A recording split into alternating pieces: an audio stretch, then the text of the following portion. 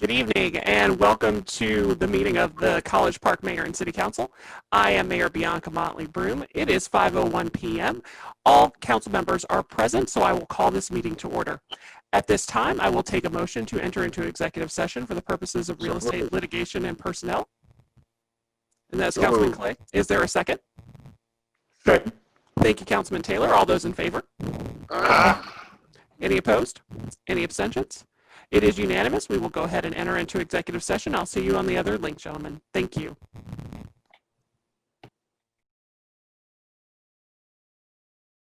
Welcome to the City of College Park's workshop session with Mayor and Council. It is 6:07 p.m. All council members are present, so we're going to get going. Item number 1 is a Georgia Municipal Association governmental update. Is Ms. Moore handling this one and doing the introductions? Introduce, and then I'm going to push it on off to Mr. Michael McPherson. Michael McPherson is from Georgia Municipal Association, and he's going to give us a brief update on the governmental relations regarding the upcoming legislative. Thanks, Shavela, and thank you, Madam Mayor, and honorable members of the council. I am Michael McPherson with the Georgia Municipal Association, and just have a quick message for you tonight as we get closer to the legislative session. It's my pleasure to have to reach out to all the cities in District 3. So you are one of many that I have sent this message to already. So I'll be brief.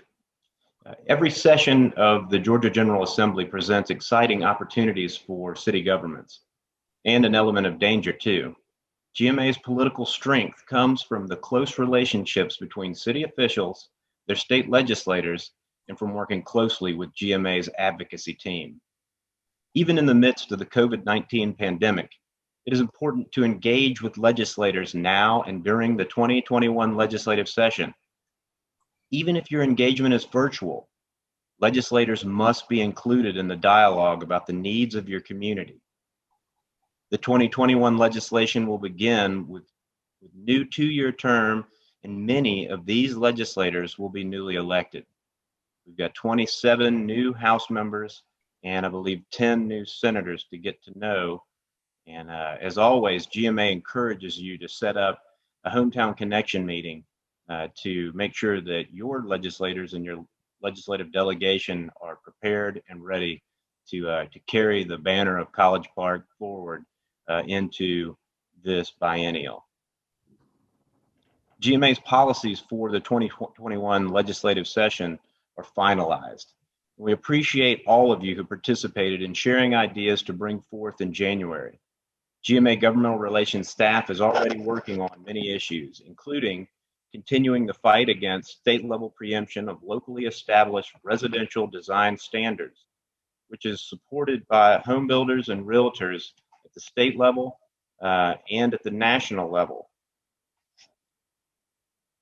Also ensuring local control over short-term rental regulations and tax compliance. We also will be pursuing legislation that would authorize registration of rental properties.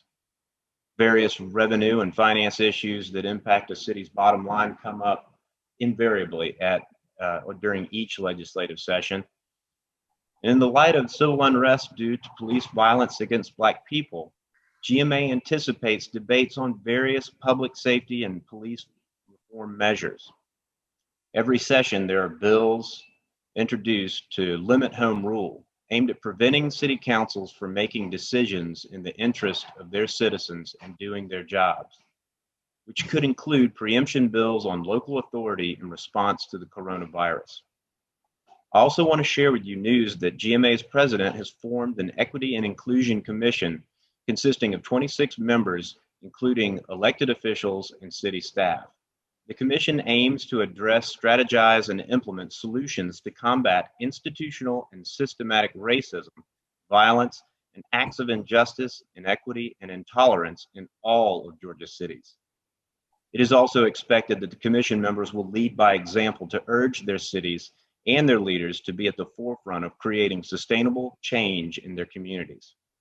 A midterm report will be issued by the Board of Directors in January 2021, And a final report will be presented to the board and membership at the 2021 annual convention. We encourage all cities to visit GMA's Equity and Inclusion Toolkit at georgiacities.com.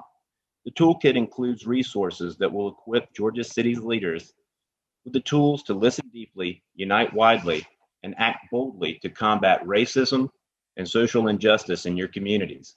This toolkit will be updated often to include GMA initiatives, announcements, and resources from our valued partners.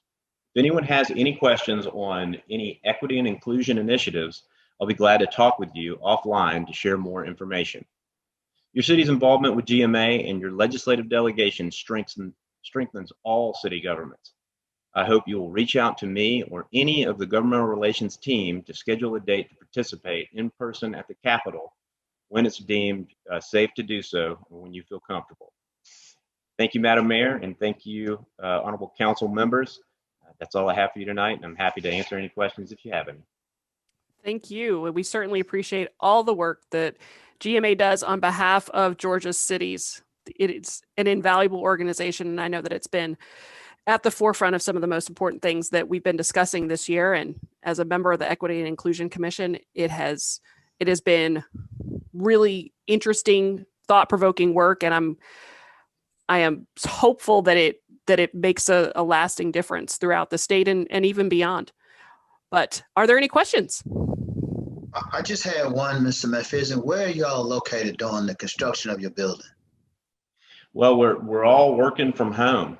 I guess a couple of weeks ago, we had to get everything out of our offices for the folks that have offices in the original building, so that they can come in and renovate the space. But we plan on being in the new building, and I think back in the renovated old building by March or April or something to that effect. Hopefully we'll be in a better situation by then. We'll be able to work from our offices. Right now, I think the GMA leadership is taking it really seriously, and even when we have to go into the office, it's full on prep. We're wearing masks. We're washing hands. We're going down corridors in a specific direction. So yeah, we're looking forward to it, and we look forward to having all y'all visit because the new building is something to see. It's awesome. Anyone else? All right. Well, thank you so much for being here. We appreciate it. Thank you, Mayor Broom, and thank you for your participation with us. Take care. Y'all have a great evening. You too. All right. Item number 2 is consideration of property management services by Colliers International for the U.S. Southern Regional Headquarters of the FAA located at 1701 Columbia Avenue.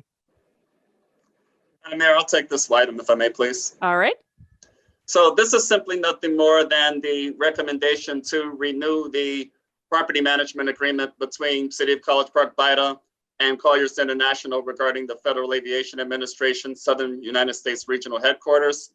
They've been with the organization for quite some time, and the protocol typically involves a brief dialogue to this effect as part of the workshop meetings so as to enable Mayor and City Council to offer consensus to formally recommend to the BIDA Board of Directors authorization as noted.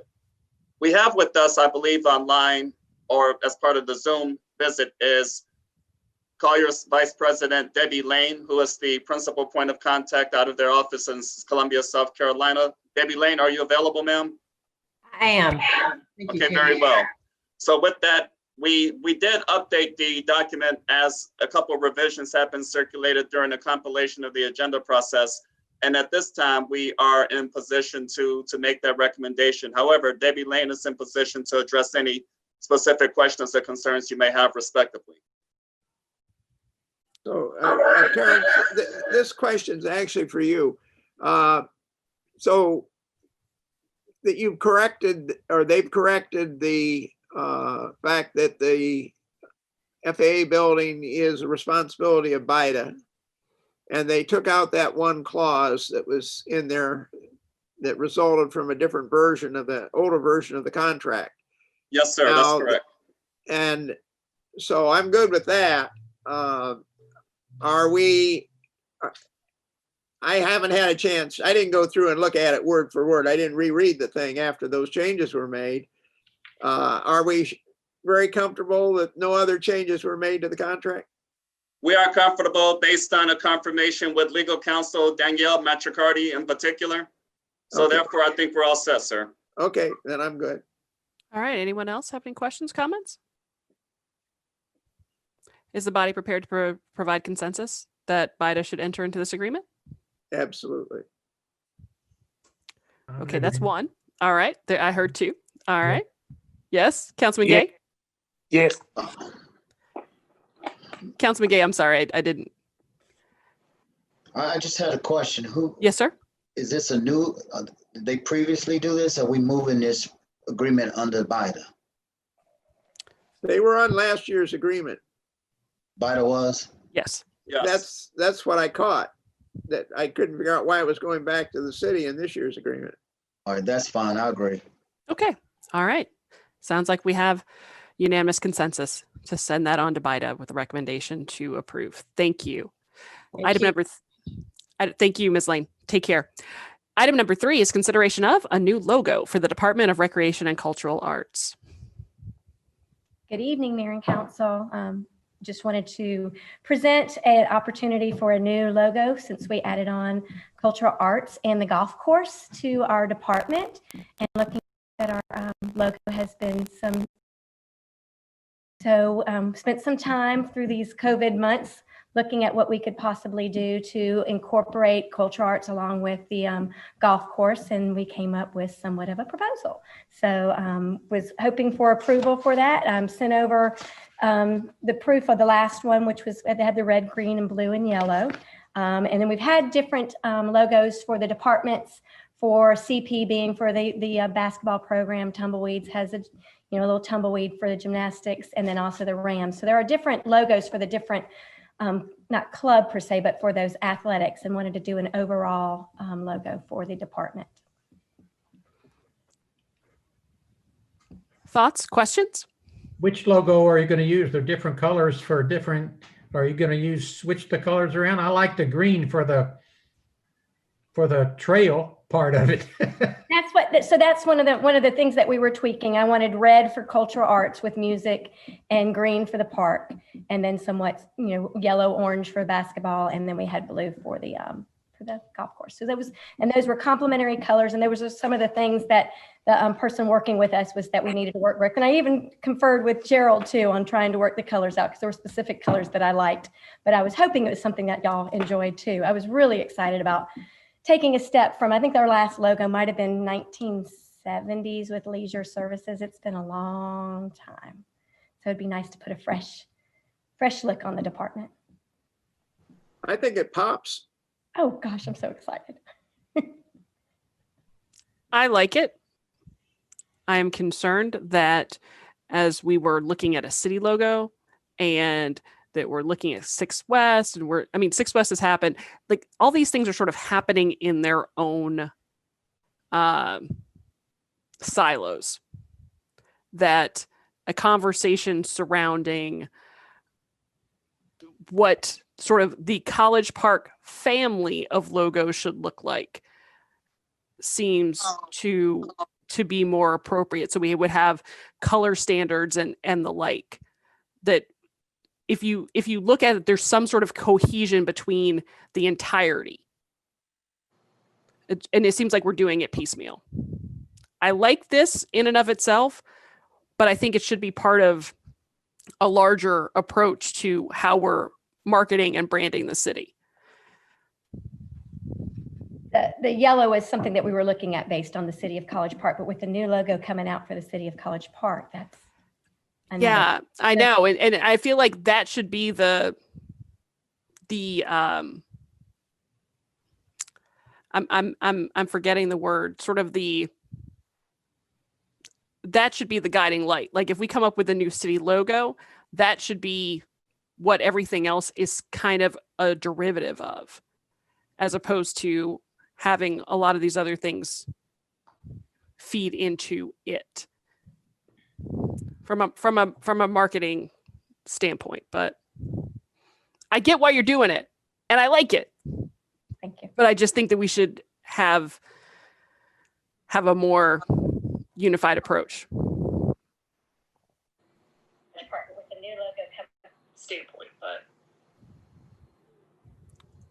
But I'm thinking of, Mayor, I'm thinking of the 6 West logo. Mhm. That's what I'm visualizing right now in my mind. I don't have it in front of me. Mhm. And it has a characteristic of what I would call sophistication, elegant, classy, what have you, subtle. And what's going through my mind, and I agree with what you're saying, that it would be nice if somehow these were all unified. We've already committed to the 6 West logo. Mhm.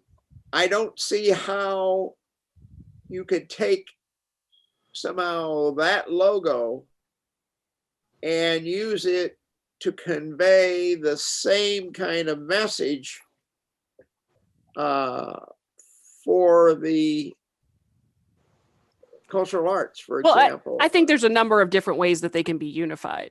Fonts, color palettes, but we don't have any of those standards right now. Right. So we've got a lot of different things happening in different departments, but I agree. 6 West is out of the bag, and we agreed on that, and I like that logo, and it's great. But in terms of our design standards as a city, they should be falling under something, and we don't have anything right now. And we've already done that work. If you take 6 West, for example, I think we have standards for different colors and so forth. So one might adopt those standards, use the same color, use the same, I don't know the right terminology, the degree of blur from one, the shadowing in the logo, things of that nature. I totally agree with you. I mean, it's essentially a branding book. Yeah. Which is what I was trying to. This is a recreation, cultural arts, a fun, excited type of, happy atmosphere, and the music, and I really like it. I don't know how you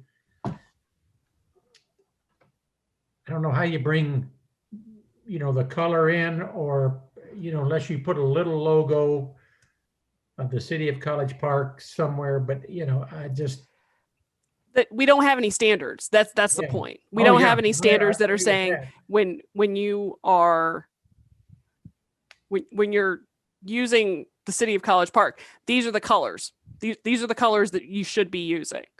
Like whether it is, if you've ever looked at trying to match colors online, it's like this like hashtags and numbers and all that other stuff that just define like a maroon from a pink. But we don't have that. And I don't want us to go out and not have something that makes us look, that there should be a connection, despite the fact that recreation and cultural arts is not 6 West and vice versa. We're all connected. We're all part of this city. And there should be some level of continuity there. And that's sort of a strategic planning thing too. But if someone from communications or someone with a better marketing understanding than I wanted to hop in on this conversation and give me a little bit more context, I would welcome it. Good evening, Madam Mayor. Good evening, Mr. Walker. How are you? I was just waiting for you to unmute.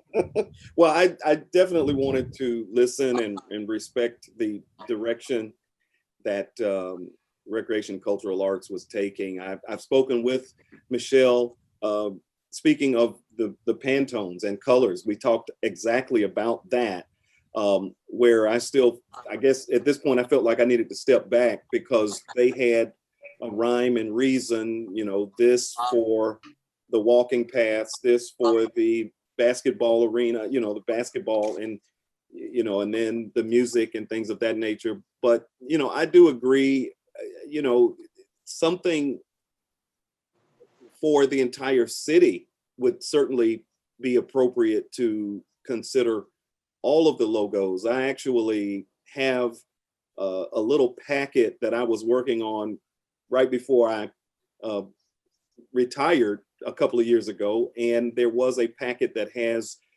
all of the logos for every department: recreation, fire, police, public works, the city's logo, and it has each color Pantone listed. I'll make that available sometime this week. I got to go back and find it, but I'm thinking with the ease and the professionalism by which 6 West was adopted, as well as what Michelle is, I think she's on the right path, but the question is, do we have something that is consistent with all of the city's logos? I think it's still kind of up to us to come to that conclusion. I think today is a good amount of feedback to maybe begin to sort of focus in on what we'd like. I think the idea of maybe having the city's logo on this logo would be good, but what do we do? Do we go back and change all the other logos to add the city's logo to it? I think we need to have a broader conversation. Sure. These I conversations. So do I. And maybe you have the font being, the same always in College Park. It's always the same font. It's always written the same way, again. I do think that part of the strategic plan was branding and marketing. And when we were looking at branding and marketing, we were trying to come up with an overall logo for the city and a color palette. And that would have adjusted the color palettes for all the other logos in the city. So my only concern is I don't want to start creating one for every department. Then we have to go back and change it after we have printed it on everything. And then the midst of COVID, the strategic plan, when it came to branding, kind of got put to the background. So I love the logo, but I think we should maybe hold on to it, but wait until we come up to see how we're going to rebrand the city before we come out with alternate logos for other departments. That's just my 2 cents. Councilman Clay, you're muted, but I think we all want to hear what you have to say.